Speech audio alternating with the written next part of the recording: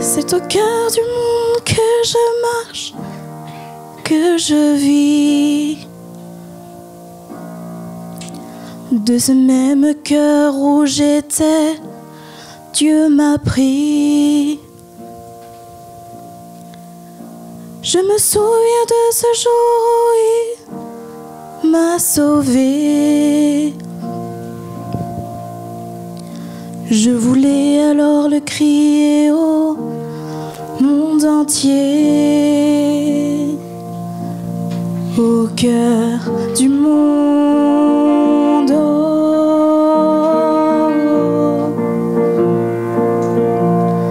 au cœur du monde.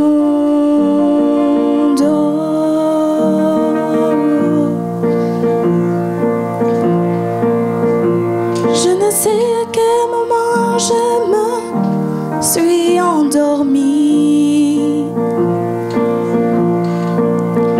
ni à quel moment mon amour s'est refroidi.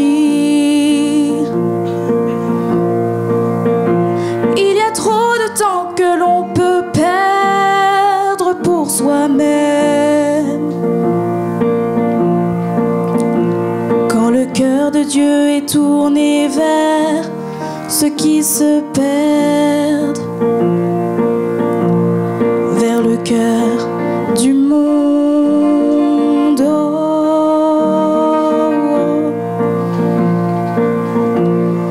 au cœur du monde.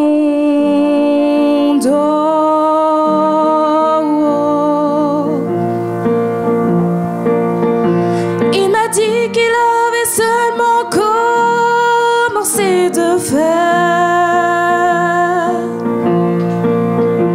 que ma vie servirait à dépeupler l'enfer. Il m'a dit que je pourrais le voir avec ses yeux, et que dans mon cœur il allumerait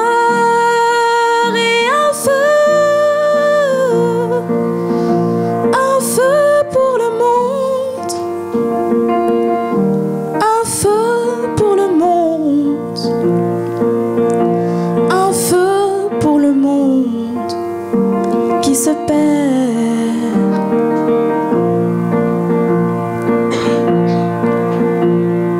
Oui, je crois que je peux le porter, car avec toi, rien n'est impossible. Tu as dit tes œuvres bien plus grandes. Me voici, envoie-moi, Seigneur, au cœur du monde,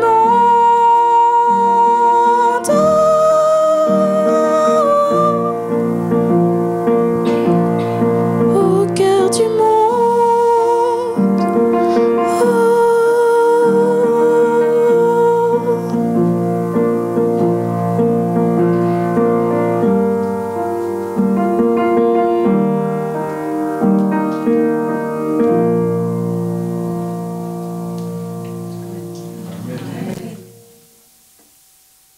Nous remercions Anaël pour ce très beau chant. C'est vrai que Dieu nous a envoyés au cœur du monde, n'est-ce pas? Et moi, je vous rejoins ici au cœur des Vosges. J'ai été heureux de faire la route au milieu des collines, des montagnes, et d'admirer à nouveau la beauté de la nature, la beauté du relief vosgien. Est-ce que je pourrais savoir quels sont ceux qui sont vraiment originaires des Vosges? Je pourrais voir les mains de ceux qui sont natifs de cette région? Ouais, quand même. Les autres, vous avez migré. Très bien. En tout cas, je pense faire partie un petit peu de la famille, parce que moi je suis né et j'ai grandi en Alsace, région limitrophe, n'est-ce pas? De là-bas, on admire les Vosges. Ici, vraiment, on en jouit. C'est un peu différent.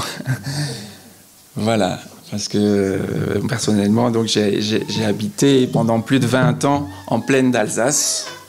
Et tous les matins, j'avais l'occasion d'admirer le paysage. Et quand je reviens par ici, c'est toujours un grand bonheur. Et beaucoup de souvenirs qui remontent à la mémoire. Alors oui, vivre, c'est important. Partager des souvenirs, des joies, parfois des tristesses. C'est ça l'essentiel de la vie, n'est-ce pas? Et cette semaine, eh bien, nous voulons nous pencher sur l'essentiel. Qu'est-ce qui compte vraiment dans la vie? Qu'est-ce qui est vraiment important? À quoi faut-il donner de la valeur? Que faut-il mettre en tête de liste quand nous établissons nos priorités? Malheureusement, on y pense souvent un peu tard. Quand on sent qu'on décline, qu'on va de moins en moins bien, quand on a l'impression de vieillir, quand on commence à manquer d'énergie, on se dit, mais qu'est-ce que j'ai fait de ma vie jusqu'à ce jour, et qu'est-ce que je vais faire de ces quelques années qui me restent à vivre?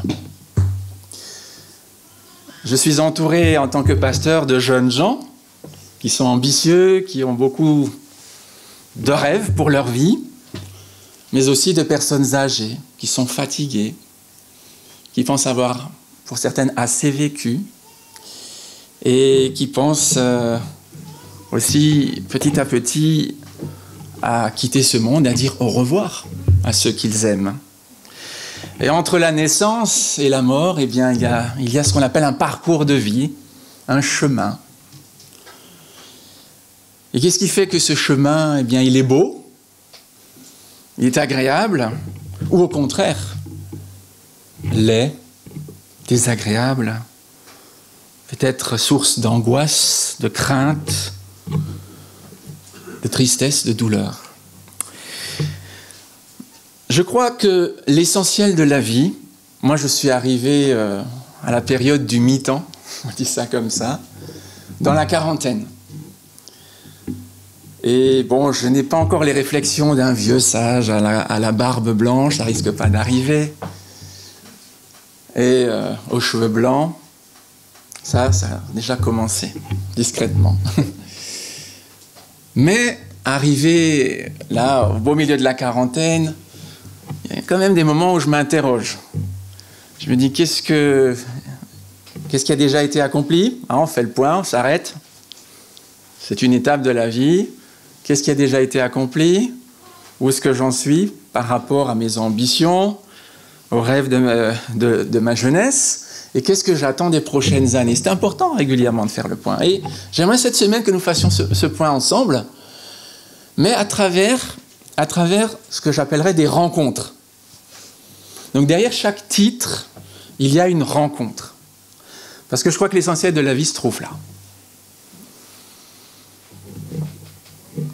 Quand je suis venu au monde, eh bien, j'ai fait la connaissance, alors, petit à petit, de mes parents. Ah oui, j'ai rencontré mes parents. J'ai ouvert les yeux sur mes parents.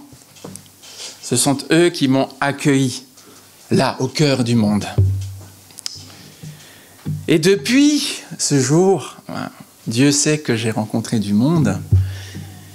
Et je me dis, c'est pour moi chaque fois une bénédiction que de rencontrer alors un groupe, certes, un groupe c'est un peu impersonnel, mais mieux encore des personnes, justement, des individus, des hommes, des femmes, des jeunes, des enfants, des personnes âgées, des gens issus de divers horizons qui, au fil des années, ont enrichi ma vie.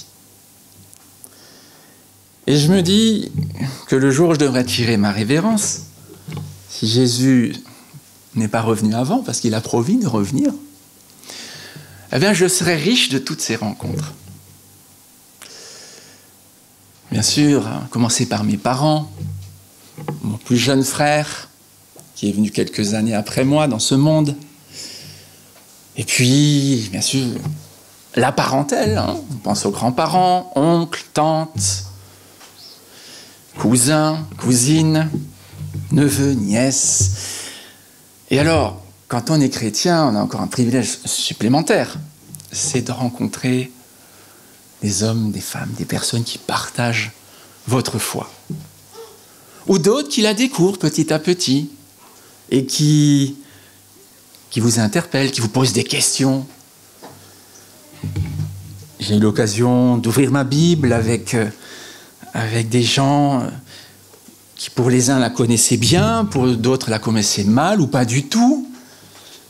Et à chaque fois, ça a été un moment important pour moi. J'ai aussi vu le ministère qui m'a été confié auprès des églises adventistes du nord de la France, l'occasion de rencontrer beaucoup de couples, des jeunes couples, des couples de fiancés, mais aussi des couples mariés, des couples plus expérimentés encore que le mien. J'en profite pour vous faire un clin d'œil de la part de mon épouse, qui n'est pas avec moi aujourd'hui. Et oui, à chaque fois, ça a été une occasion unique que la vie m'a donnée. L'occasion de faire une connaissance. Et quand on revoit quelqu'un, ça arrivait tout à l'heure, là, quand je suis arrivé, quelqu'un qu'on a déjà croisé, avec qui on a déjà fait connaissance, on se dit, c'est formidable, on se connaît. Et tout de suite, ça change l'atmosphère. L'ambiance est différente. On connaît quelqu'un, ou on est connu de quelqu'un. Et je crois que la Bible, qui sera notre livre de référence pendant cette semaine, je crois que c'est un livre d'une immense valeur. Parce que justement, ce livre-là met l'accent sur l'essentiel. Et nous invite à vivre l'essentiel, à travers les rencontres que nous faisons. Et au cœur de ce livre, il y a un personnage qui est un personnage extraordinaire, on dira hors du commun, exceptionnel, un homme qui a marqué l'histoire. Il y a ce fameux Jésus de Nazareth. Et Jésus de Nazareth a vraiment compressé le temps. Parce qu'en l'espace de 3 ans et demi, on peut dire qu'il a interpellé le monde entier. En l'espace de 3 ans et demi, il s'est livré à des activités particulières. C'est pas courant quelqu'un qui décide d'arrêter son travail et de partir sur les chemins, à la rencontre des gens. C'était le but, de rencontrer des gens, le plus de gens possible, et de leur faire le plus de bien possible. 3 ans et demi lui ont suffi pour bouleverser le monde. Il a rencontré des enfants, des bébés qu'il a pris dans ses bras, auxquels il a dit du bien, il a prié pour eux. Il a rencontré des parents, il a rencontré toutes sortes de personnes. Des gens qui étaient de son côté, qui aimaient l'écouter, et d'autres qui étaient toujours là pour le critiquer, pour le prendre en défaut, pour trouver quelque chose à redire sur son attitude, ses choix de vie. Il n'a pas mené une vie facile, mais il a mis l'essentiel au cœur de sa vie. On ne nous a rien dit de ces 30 premières années, passées dans une bourgade banale du nord de la Palestine, dans la région de la Galilée. Mais on nous dit surtout que pendant 3 ans et demi, il est parti sur les chemins à la rencontre des gens. Et je crois que s'il a autant marqué les consciences de l'époque, s'il a bouleversé le monde à ce point-là, c'est que c'est un homme, une personne d'exception, qui a mis l'être humain au cœur de sa mission, de son intention, de son rêve. Et aujourd'hui, 2000 ans après, on continue à parler de lui. Et vous me permettrez de parler de lui cette semaine. vous me permettrez de parler de cet homme nommé Jésus qui est allé à la rencontre des gens, sa vie durant. Des rencontres inoubliables. Alors c'est un livre qui se trouve à la sortie, pour ceux que ça intéresse. Il est gratuit, vous pouvez vous servir. Rencontres inoubliables, on y trouve plusieurs chapitres qui relatent ces rencontres, qui nous disent comment ça s'est passé en se fiant bien sûr au texte biblique. C'est un petit ouvrage très intéressant et fidèle à la Bible. Alors, il nous aide à comprendre dans quelles circonstances Jésus a rencontré les hommes et les femmes de son temps. Rencontres inoubliables. Et je souhaiterais que cette semaine, nous puissions, nous aussi, faire des rencontres inoubliables. Peut-être, justement, découvrir celui qui est à l'origine de ces rencontres et qui les a voulues.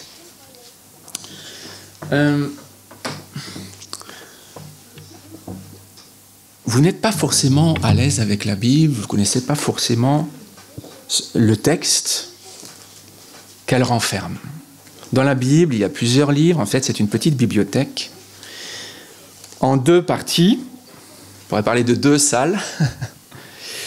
Dans la première salle de cette bibliothèque de poche, il y a les livres qui ont été écrits avant Jésus. Et dans la deuxième salle, il y a les livres qui ont été écrits après Jésus. Bon. Et les premiers livres que l'on trouve dans la deuxième salle sont les évangiles. Et je vais tirer les textes auxquels je vais me référer essentiellement de cette partie-là de la Bible, ce qu'on appelle les évangiles, donc les livres qui nous rapportent la vie de Jésus et en particulier ses rencontres avec les hommes. Les hommes qu'il a tant aimés et pour lesquels il avait tant d'intérêt. Ça veut dire que vous et moi, nous sommes bien sûr au centre même de cet intérêt qu'il a manifesté.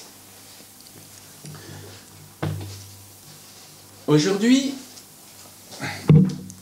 je vous propose ce titre-là à sa fonction. Pourquoi pas moi ?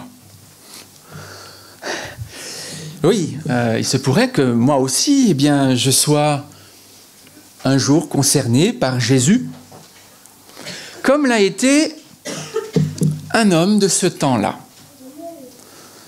Le temps dit de l'occupation romaine, parce qu'au 1er siècle, les Romains occupaient la Palestine. Aujourd'hui, je ne sais pas si on peut dire que la Palestine est occupée, c'est un peu différent. Chacun cherche à l'occuper. Les protagonistes des différentes religions monothéistes aimeraient bien occuper le terrain. C'est un peu difficile de se partager cette terre d'histoire, cette terre à la fois symbolique et en même temps, oui, riche là aussi de souvenirs, parce que Jésus y a vécu. Pas que lui, ses disciples, ses apôtres et bien d'autres personnes encore. Tous les protagonistes dont nous allons parler aujourd'hui et les prochains jours. Moi, j'aimerais vous faire découvrir un personnage plutôt amusant de prime abord. Et j'aimerais lire le texte qui lui est consacré dans l'évangile dit de Luc. Donc Luc, c'est un homme du 1er siècle, un médecin, c'est ce que nous apprenons là, en lisant ces pages, qui nous a fait un rapport. Et au chapitre 19 de l'évangile selon Luc, c'est donc à la page 107 de cette Bible. Est-ce qu'il y a ici des personnes qui n'ont pas de Bible et qui aimeraient bien qu'on puisse leur en procurer une ? Alors, si vous levez la main, on vous remettra une Bible, celle-ci précisément, celle que j'utilise. C'est une Bible blanche avec des couvertures rigides. Et à l'intérieur, on y trouve le texte en français courant. On appelle ça texte en français courant. Il y a différentes traductions de la Bible, bien sûr dans différentes langues, mais chaque langue dispose aussi de plusieurs versions. Vous avez des versions qui sont assez littéraires dans leur style, et d'autres qui sont plus accessibles au commun des mortels, des Bibles comme celle-ci, écrites dans un langage courant. Donc, si vous avez souhaité avoir une Bible, n'hésitez pas à lever la main, il y en a qui sont disponibles. D'accord ? Parce que c'est toujours intéressant de l'ouvrir et de la lire soi-même. Passer par quelqu'un d'autre, c'est comme passer par une tierce personne pour faire une rencontre. Vous voyez ce que je veux dire ? Il y a un intermédiaire. C'est pas aussi excitant que de rencontrer la personne qu'on a envie de rencontrer. Imaginez que vous souhaiteriez à tout prix rencontrer le président de la République. C'est possible. Peut-être qu'un jour, cette occasion vous sera offerte, mais il vaut mieux le rencontrer soi-même que de passer par une personne intermédiaire. Donc là, c'est pareil, il vaut mieux ouvrir sa Bible que de passer par la lecture qui peut en être faite. Alors, je vous invite, si vous voulez bien, et si vous le pouvez, à ouvrir votre Bible. Ici, c'est à la page 107, pour ceux qui ont cette Bible-là. Sinon, c'est Luc, donc deuxième partie de la Bible, au chapitre 19, à partir du verset 1er.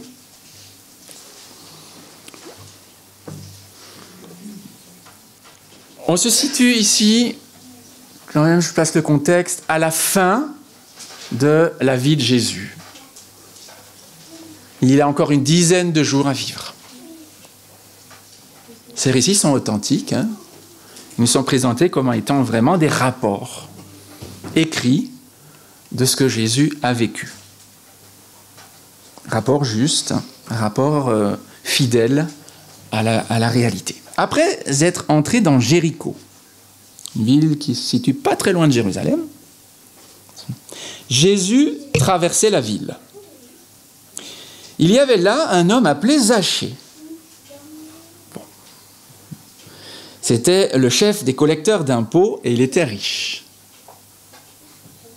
Il cherchait à voir qui était Jésus, mais comme il était de petite taille, il ne pouvait pas y parvenir à cause de la foule.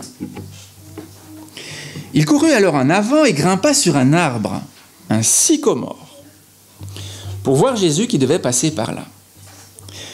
Quand Jésus arriva à cet endroit, il leva les yeux et dit à Zachée, « Dépêche-toi de descendre, Zachée, car il faut que je loge chez toi aujourd'hui. » Zachée se dépêcha de descendre et le reçut avec joie. En voyant cela, tous critiquaient Jésus. Ils disaient, « Cet homme est allé loger chez un pécheur. » Pas un pêcheur, mais un pécheur. Zachée, debout devant le Seigneur, lui dit, « Écoute, maître, je vais donner la moitié de mes biens aux pauvres. Et si j'ai pris trop d'argent à quelqu'un, je vais lui rendre 4 fois autant. » Jésus lui dit, « Aujourd'hui, le salut est entré dans cette maison, parce que tu es toi aussi un descendant d'Abraham. Car le Fils de l'homme est venu chercher et sauver ceux qui étaient perdus. » Fils de l'homme, ici, c'est une expression qui désigne Jésus. Mais en même temps, qui souligne aussi son identité spéciale.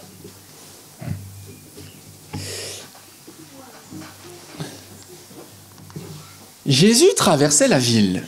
Voilà ce qu'on lit au verset 1er. Alors, vous allez vite le comprendre, j'aime bien appliquer le texte à notre époque et à notre vécu. Jésus traversait la ville. La ville, c'est un endroit où l'on vit, où l'on se déplace pour faire ses courses, n'est-ce pas? Pour aller chez le médecin, à la crèche, à la gare, dans les différentes administrations et ainsi de suite. C'est un lieu de vie. La ville peut symboliser en quelque sorte l'endroit où nous vivons.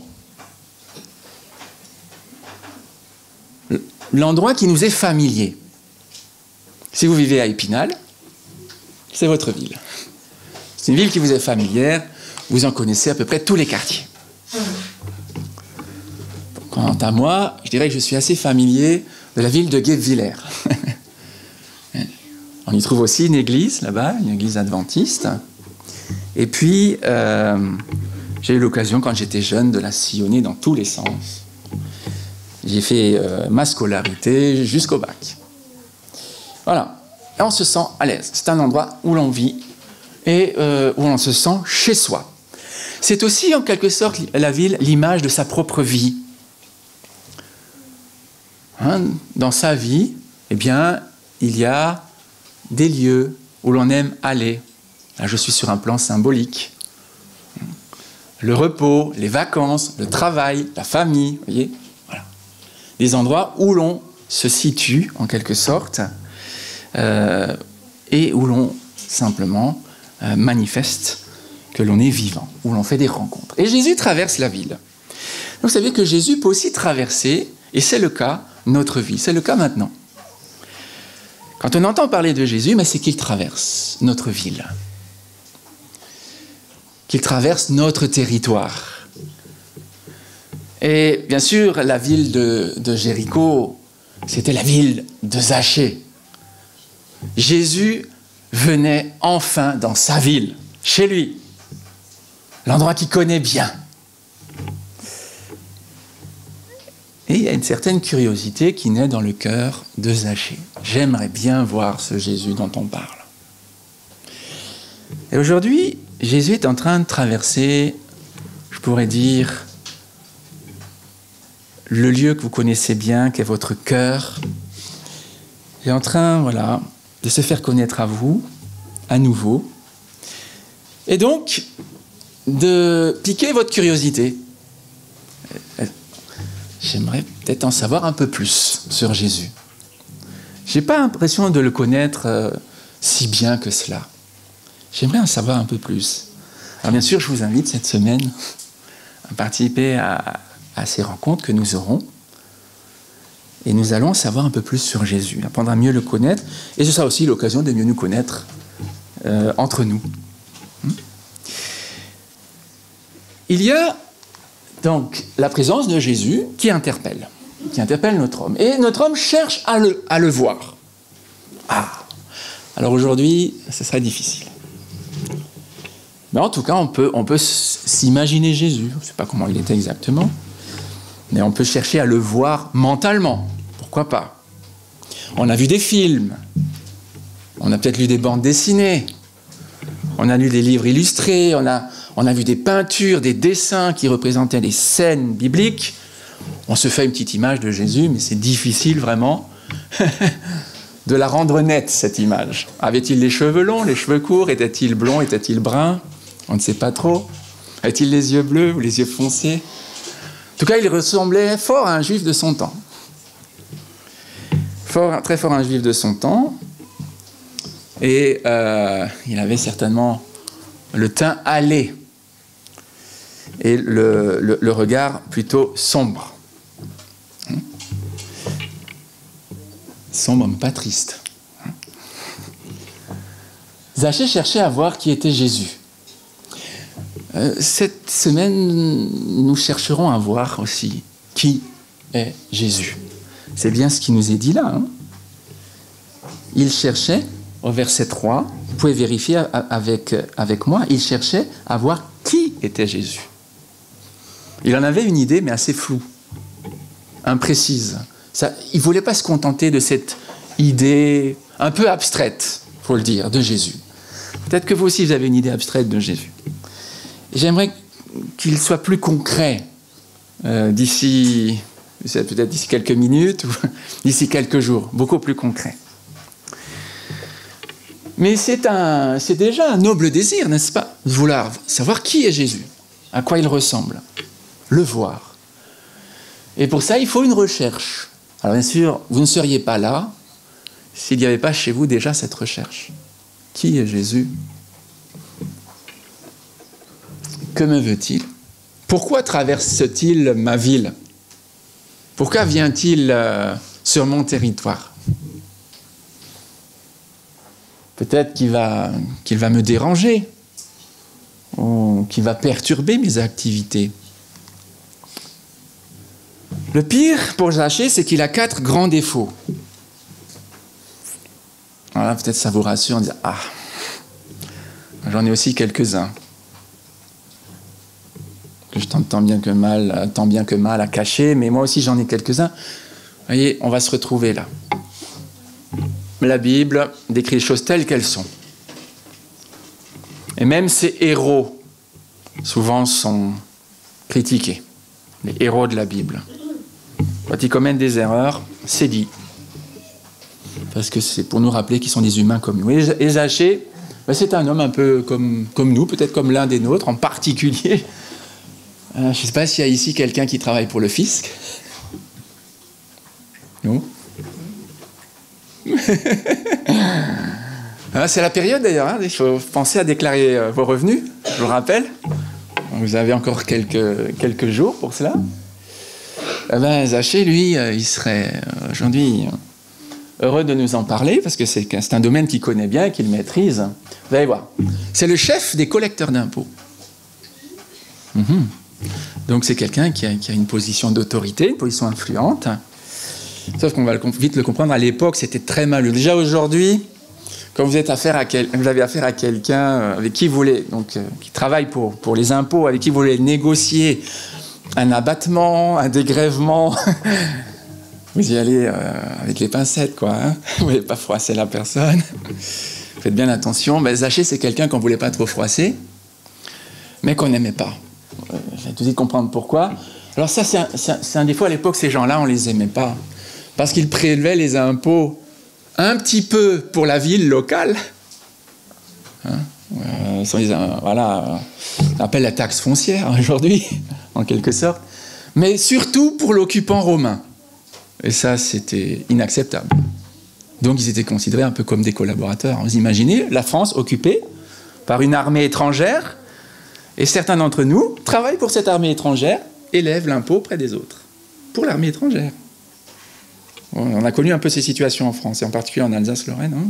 Voilà, l'armée étrangère est là, et faites monter l'argent. Sauf que pour faire remonter l'argent, on fait appel à des gens qui connaissent bien le pays occupé, qui sont natifs du pays occupé ou annexé. Alors qu'il était très mal vu. Et surtout que les Juifs, à l'époque, avaient ce sentiment d'indignation. Hein, c'est pas possible. Et pensaient que tôt ou tard, ils allaient pouvoir se libérer de l'envahisseur. Il est riche. Ah, c'est toujours suspect, un homme riche, très riche. Puis, quand il exerce ce métier-là, on se dit certainement qu'il a dû profiter de sa position, il a dû y avoir abus de biens sociaux, il a dû y avoir recel de, et ceci et cela. Et c'était effectivement le cas, ce qu'on découvre au cours du récit. Alors déjà, sa situation n'est pas plaisante aux yeux de la plupart, mais en plus, il est petit. Lui, il répondrait peut-être petit mais costaud, sauf que être petit, en ce temps-là, c'est pas forcément un avantage, et donc ce qui l'obligera à grimper dans un arbre, mais ça lui convient de grimper dans un arbre, parce que ça lui permet de prendre un peu de distance par rapport à la personne qu'il veut voir, donc Jésus. Et puis, on le dit très clairement au verset 7 de ce récit, c'est un pécheur. Et à ne pas confondre avec un pêcheur, comme l'étaient, par exemple, Jacques et Jean, hein, les fils de Zébédée, qui ont été appelés par Jésus, alors qu'ils étaient en train de réparer leur filet. Eh bien non, ici, c'est un pécheur. Alors, j'en reparlerai ce soir, de cette notion de... Il faut comprendre dans la Bible qu'est-ce que c'est que le péché. Il faut avoir une petite notion là-dessus. Mais en gros, c'est quelqu'un qui se conduit mal. Quelqu'un qui se conduit mal, et on ne l'aime pas parce que, justement, il le fait de manière, lui, éhontée. Et s'il vole l'argent des autres, et c'est souvent ce que pratiquaient ces gens-là. C'est-à-dire qu'ils demandaient plus que ce qu'il fallait demander, et ils mettaient la différence dans leur poche. Et Zachée avait fait ça, c'est vrai. Ce n'était pas une fausse accusation. On disait, lui, il se conduit mal, il est malhonnête. Ce n'est pas un homme digne de confiance. Non seulement il collabore, il trahit sa nation, il nous trahit, mais en plus, il nous vole, il nous pique notre argent. Imaginez si vous appreniez, alors déjà en ce moment, dans le pays, on est un petit peu à cran, mais imaginez qu'on apprenne qu'une partie des impôts que vous versez, alors déjà vous trouvez que c'est beaucoup, mais finit dans la poche, je ne sais pas de quel ministre, au singulier ou au pluriel. Vous voyez, je pense que ça vous ferait bondir et réagir, et rapidement, les axes de circulation de notre pays seraient bloqués, occupés. Hein. Ah oui, c'est inadmissible. Et on trouvait ça inadmissible. Aujourd'hui, on manifeste pour moins que ça. Hein. Et il y avait lui, toute sa bande. Il y avait lui, toute sa bande. Mais quand même, il va se donner le moyen de voir Jésus de haut. Parce qu'il a l'habitude de dominer, lui, la situation. Donc, il grimpe sur un sycomore pour voir Jésus. Il se met à distance, quand même, de la foule. Et vous voyez, c'est une position un peu plutôt confortable pour lui. C'est comme vous, quand vous entrez dans une salle, vous préférez souvent vous mettre derrière, à moins d'être très à l'aise, de connaître plus ou moins tout le monde, ou d'être un acteur principal, mais sinon, vous restez derrière. Et vous êtes plus à l'aise parce que ça vous permet de voir les choses de loin. Vous prenez de la distance. Et lui, certes, il était petit, donc dans la foule, il aurait été noyé, mais sur un arbre, il peut voir. Et sur un arbre aussi, il prend du recul. Voir sans être vu. Ouais, c'était son intention. Voir sans être vu, participer à l'événement sans qu'on le remarque. Peut-être aussi que vous êtes là et vous aimeriez bien voir sans être vu.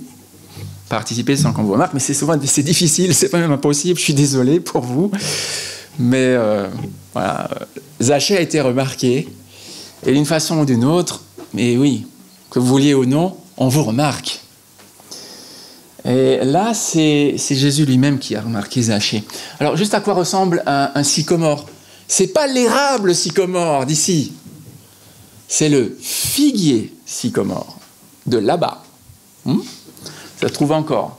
Alors, voilà à quoi ressemble un beau et vieil arbre de cette espèce, cette nature, le figuier sycomore, parce que justement, il produit des figues. C'est pour ça qu'on l'appelle comme ça.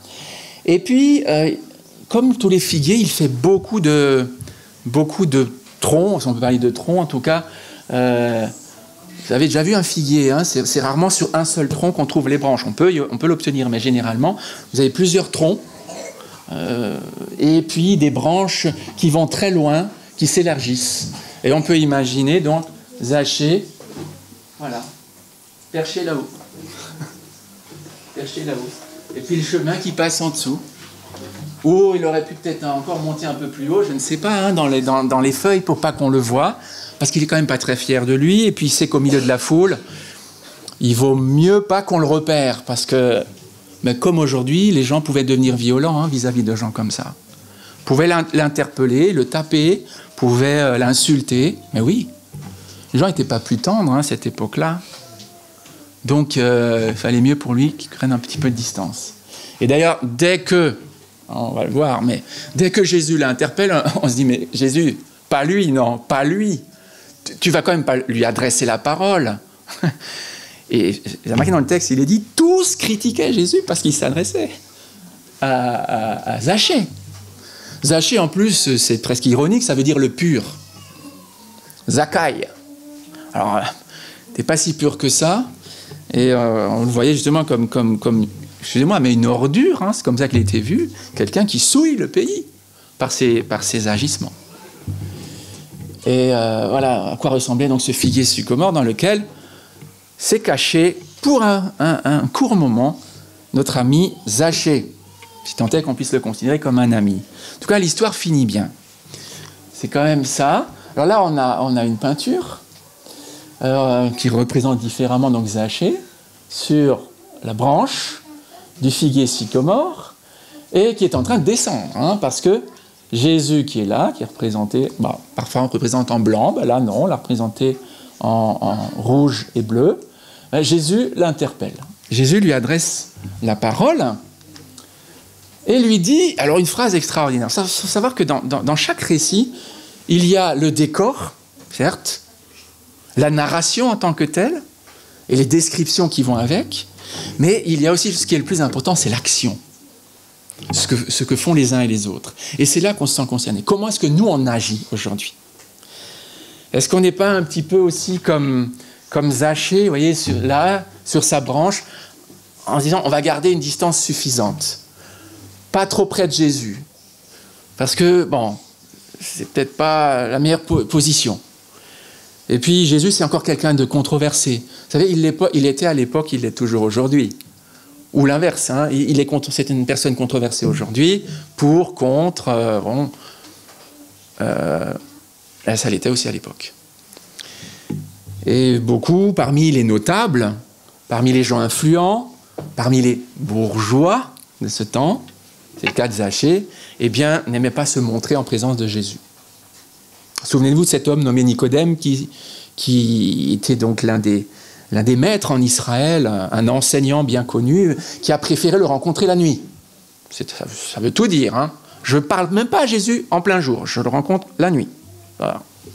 J'évite qu'on le sache.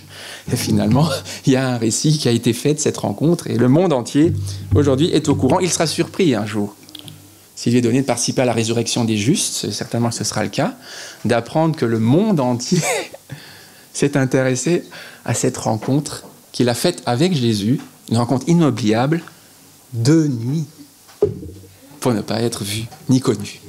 Le Seigneur a de l'humour. Voilà, alors, vous aussi, parfois, vous dites, je prends des distances, je ne veux pas être vu, mais là, impossible d'échapper à ça. Et comme aujourd'hui, ben c'est pareil, quand Jésus vous interpelle, vous ne pouvez pas vous boucher les oreilles, ça résonne en vous. Et même si vous bouchez les oreilles, vous entendez ce qu'il dit. Vous entendez ce qu'il dit, parce qu'il parle à travers votre conscience. C'est comme ça que Dieu nous parle, à travers notre conscience.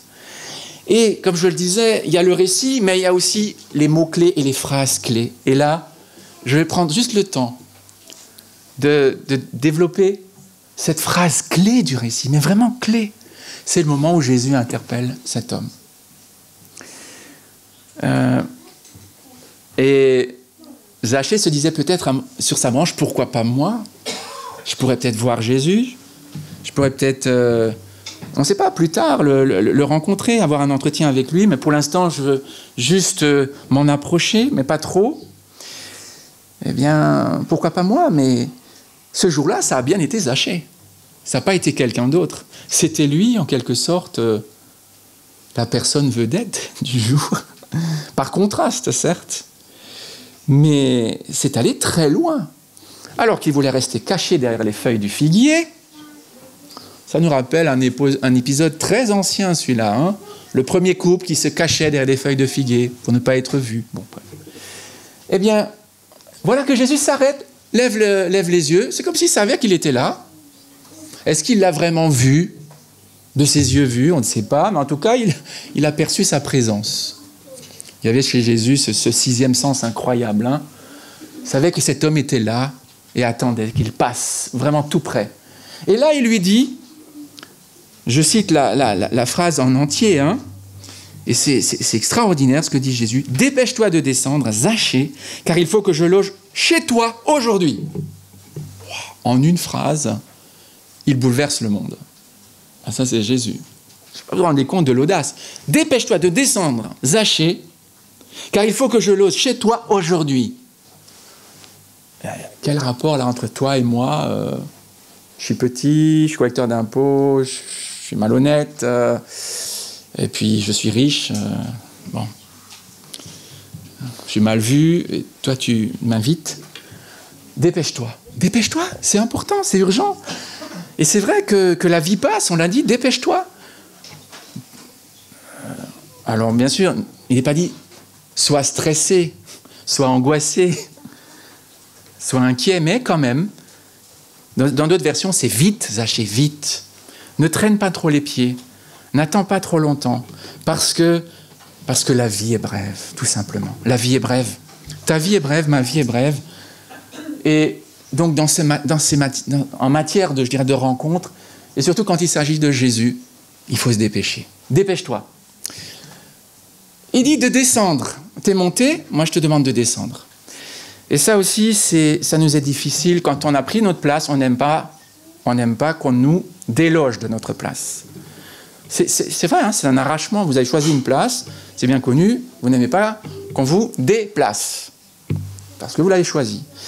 Alors déjà, on le déplace, Jésus déplace Zachée, mais en plus, il demande de descendre alors que Zachée est monté. Ça aussi, c'est un symbole. L'être humain pense qu'à monter, s'élever, avoir des positions, effectivement, de plus en plus avantageuses. Ma femme, récemment, a cherché du travail, c'est-à-dire qu'elle souhaite changer de situation professionnelle. Elle est quand même actuellement directrice d'EHPAD. Un EHPAD, c'est une maison de retraite, en gros, directrice d'EHPAD. Et ça fonctionne bien, sauf que c'est beaucoup de responsabilités et donc beaucoup d'absence. Et elle se dit, ce serait bien dans les prochaines années quand même que je sois plus souvent à la maison. Alors je vais chercher une autre situation, un autre travail qui me permettra d'être plus souvent à la maison. Mais ça demande quoi? De descendre, pas de monter.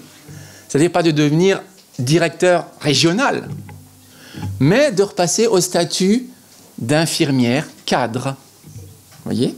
Responsable du personnel soignant uniquement.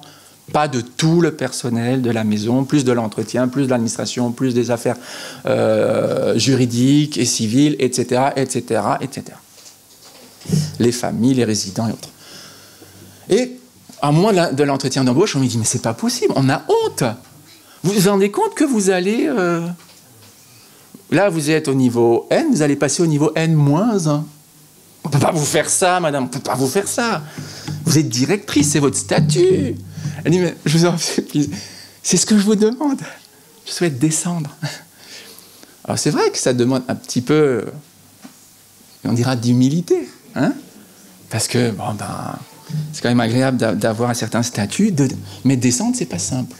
On préfère monter. Et Jésus demande à l'homme qui est là de descendre. Mais à vous aussi, il demandera la même chose, de descendre. Alors, c'est un acte d'humilité.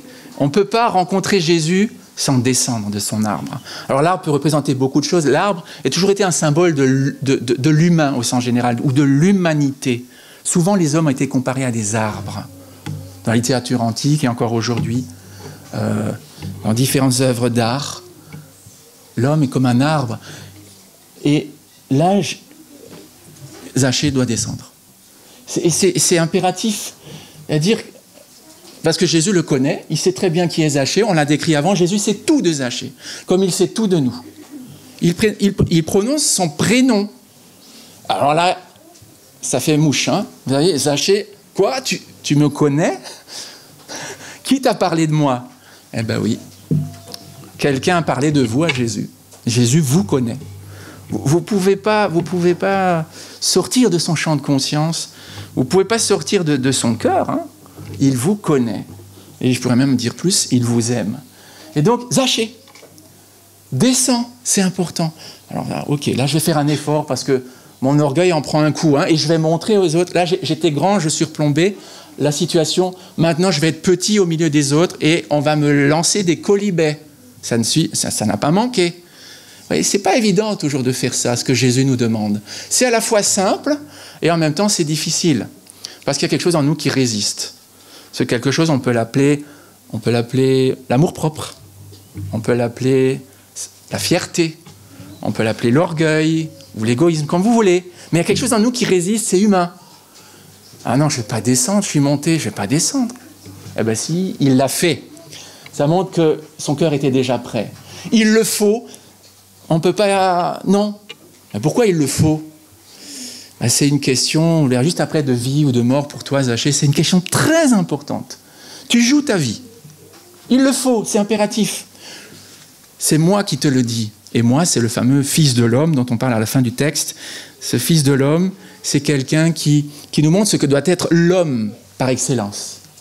Moi, Jésus, je veux demeurer, c'est-à-dire rester chez toi. Il utilise un terme qui implique la durée. Le français courant traduit loger. La Bible dite second traduit demeurer. D'autres, c'est rester. Je veux rester chez toi. Pas juste prendre une gorgée d'eau froide et repartir. chez toi, dans ta maison, dans ton intimité. Cette phrase-là, je pense qu'il convient presque de la prendre pour soi, de la prendre pour soi, et de la prendre par cœur. Parce que Jésus continue d'interpeller les hommes aujourd'hui. Et il nous dit, descends vite, toi qui es là aujourd'hui, descends de ce que tu penses être une position avantageuse pour toi. Quitte ton confort, quitte tes idées toutes faites, quitte tes a priori, tes préjugés, descends, viens me retrouver, je te connais, c'est impératif, il le faut. Je veux rester chez toi. Et remarquez, il n'y a pas de durée. Hein. Il ne dit pas, il faut que je reste juste pour un petit temps, mais il dit, chez toi aujourd'hui. Alors bien sûr, on peut dire, c'est que aujourd'hui, toute la journée. Mais le aujourd'hui, il veut dire à partir de maintenant. Bien sûr, il y a une rencontre physique, Zachée a reçu Jésus aujourd'hui, c'est passé des choses, mais Jésus veut dire qu'à partir de maintenant, tu ne m'oublieras plus. Je serai chez toi, même absent physiquement, je serai encore chez toi en esprit. Tu te souviendras toujours de cette rencontre. Et croyez-moi, quand on croise Jésus et quand on répond à son appel, parce que là c'est un appel, eh bien, on n'oublie pas. On n'oublie même jamais ce qui s'est passé à ce moment-là. On peut éventuellement renoncer, hein. On peut rebrousser chemin, on peut penser avoir fait un mauvais choix, mais là, je crois que Zachée a vraiment fait le bon choix. Il a répondu à l'appel. Et à la fin de ce texte, il nous est dit ceci, mais avant juste de lire la phrase finale, j'aimerais vous montrer les fruits du figuier sycomore. Et là, il y a une leçon qui se cache derrière ces feuilles, qui abritent des fruits. Ils sont beaux, ces fruits. Ils semblent être parvenus à maturité. En fait, non, ce n'est pas vraiment le cas. Ces figues vous représentent, vous et moi. Nous sommes ces figues. Vous savez quelle est la particularité des figues qui poussent sur le figuier sycomore? C'est que ces figues-là ne peuvent parvenir à maturité que si on les perce avec un outil tranchant pour en laisser sortir un suc, un liquide amer. Et c'est ce que font toutes les personnes qui cultivent des figuiers sycomores. Peu de temps avant la cueillette, ils passent avec un outil et ils percent chaque fruit. Et du liquide en sort, c'est un liquide amer qu'on ne peut pas consommer. Après quoi, le fruit va mûrir pendant encore quelques jours, quelques semaines sur l'arbre, et on pourra le consommer. Eh bien, je pense que nous aussi, nous avons quelque chose en nous d'assez amer, qui empêche finalement l'œuvre de Dieu de se faire dans notre vie, parce que c'est quoi l'œuvre de Dieu? C'est la maturation. C'est la préparation pour ce qui vient, pour ce que parfois on appelle l'au-delà, ou la vie après la vie, ou la vie après la mort, comme vous voulez. Mais il faut que nos cœurs soient percés. Il faut que quelque chose en sorte. Notre amertume, on a parlé de notre égoïsme, notre propre suffisance, tout ce qui fait obstacle entre Dieu et nous, ça doit sortir. Et si la parole de Jésus ne peut pas percer le cœur, alors nous ne parviendrons pas à maturité. Et nous ne serons pas de ceux que Jésus, selon une image du Nouveau Testament, va cueillir à la fin des temps quand il reviendra pour introduire tous les justes. Tous ceux qui l'ont reconnu au cours de leur vie comme étant un partenaire vivant, ressuscité, eh bien, tout cela, il pourra les emmener avec lui et il pourra les réunir dans son royaume. Alors voilà, cette image-là est très belle. Je vous laisserai vérifier. Et le texte finit comme ça, de manière solennelle. Solennelle. On a une rencontre anecdotique, avec quand même une phrase percutante, et à la fin, une déclaration solennelle. Le Fils de l'homme, Jésus, est venu chercher et sauver ceux qui étaient perdus. Finalement, c'est lui qui nous cherche. On pensait que c'était Zachée qui cherchait à voir Jésus, mais en réalité, c'est Jésus qui vient nous chercher. Et la rencontre, c'est la volonté de deux personnes. Si vous n'êtes pas désireux de rencontrer Jésus, il va passer à côté. Très près, certes, mais la rencontre ne se fera pas. Sauf que lui, il est venu. Il nous cherche. Et son but, c'est de nous sauver. Je ne vais pas tout dire. On se revoit ce soir. On se reverra encore d'autres soirs. Mais j'invite maintenant ceux qui le souhaitent, en tout cas, à se joindre à moi. Vous pouvez rester comme vous êtes, assis sur votre chaise, dans un moment de recueillement que nous appelons la prière. Qu'est-ce que c'est que la prière? C'est une réponse à l'invitation de Jésus. Et c'est censé être une réponse joyeuse. Le texte le dit, je ne l'ai pas encore souligné, que Zachée s'est dépêché de descendre et a reçu Jésus comment? Avec joie. Et normalement, la prière, c'est une réponse joyeuse à l'invitation du Christ, qui nous appelle par notre prénom et qui nous dit « Allez, descends, rejoins-moi. Fais preuve d'humilité. Laisse ton orgueil. Viens, rejoins-moi. J'ai des choses à t'apprendre. » Et tu vas voir, ta vie va changer, bien sûr. On a vu pour Zachée, beaucoup de choses ont changé. Il va devenir honnête, il va restituer ce qu'il a volé, et même plus. C'est un homme qui va faire parler de lui. Ah, ça, je peux vous le dire.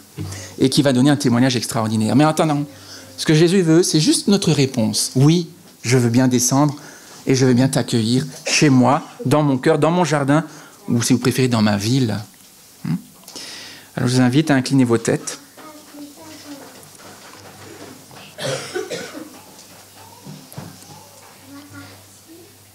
Seigneur,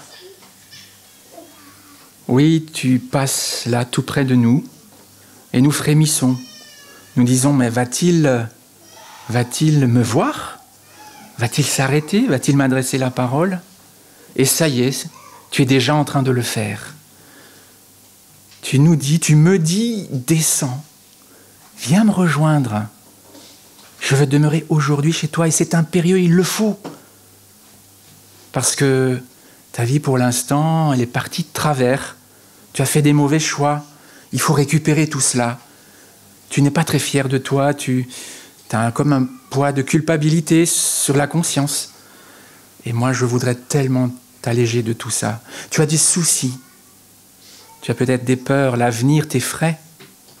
Tu viens de vivre quelque chose de déchirant dans ton couple, dans ta famille.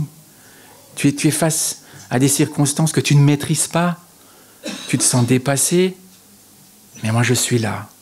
Il faut qu'on se voie, il faut qu'on se rencontre, il faut que je demeure chez toi, et dès aujourd'hui. Seigneur, oui, puissions-nous, et si je le veux pour moi, te répondre promptement. Ne pas se dire, oh demain peut-être, allez, tu repasseras demain, Seigneur, sous mon arbre. Sauf que Jésus n'est jamais repassé sous cet arbre, à Jéricho, sous ce beau figuier sycomore, parce que Jésus devait se rendre jusqu'à Golgotha, où il a donné sa vie sur un arbre rugueux. Il a été cloué sur le bois, pour moi, pour toi. Seigneur, que tu puisses, par tes paroles, qui sont toujours vivantes, authentiques, puissantes, toucher nos cœurs et nous émouvoir comme Zachée a pu être ému, étonné de ce que lui soit le centre de ton attention. Et nous le savons aujourd'hui, chacun de nous est le centre de ton attention. Seigneur, merci de nous interpeller, merci d'être venu chercher et sauver ma personne, mon conjoint, mes enfants, mes proches, ceux que j'aime. Seigneur, donne-moi un cœur qui soit prêt à t'accueillir. Dans le nom de Jésus. Amen.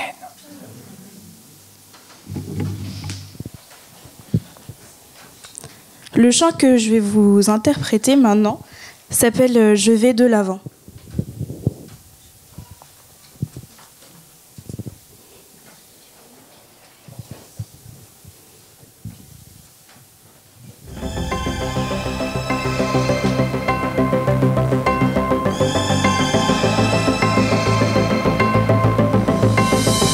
Dans cette vie confortable et banale, je me suis arrêtée et le feu m'a quittée. Fuyant les risques, j'ai misé sur la sécurité. Mais je n'ai récolté que déception et regret. Et je Manque de confiance, je doute de ta présence. J'ai soif de vivre mais meurs de ne pas essayer. Ma tête dit à mon cœur, va-t'en sans te retourner. L'hésitation m'assourdit, mais tu m'appelles dans la nuit. Je vais de l'avant, tout en moi répond présent,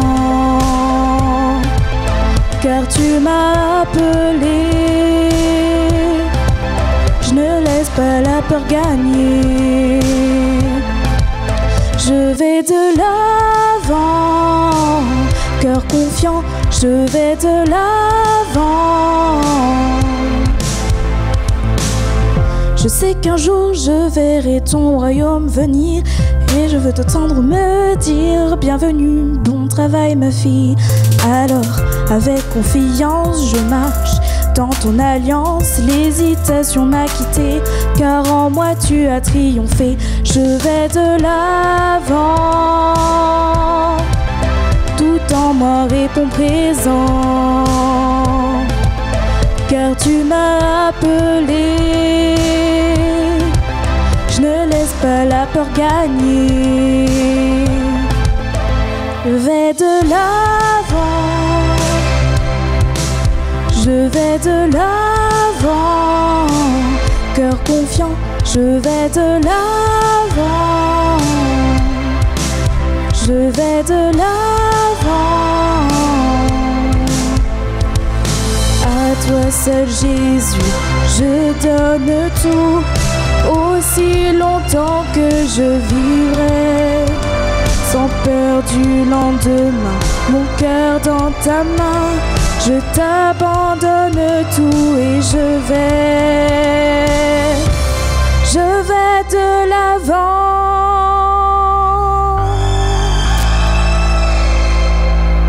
Je vais de l'avant, tout en moi répond présent, car tu m'as appelé. Je ne laisse pas la peur gagner. Je vais de l'avant, cœur confiant, je vais de l'avant, je vais de l'avant, je vais de l'avant. Je sais qu'un jour je verrai ton royaume venir, et je veux t'entendre me dire bienvenue, bon travail ma fille.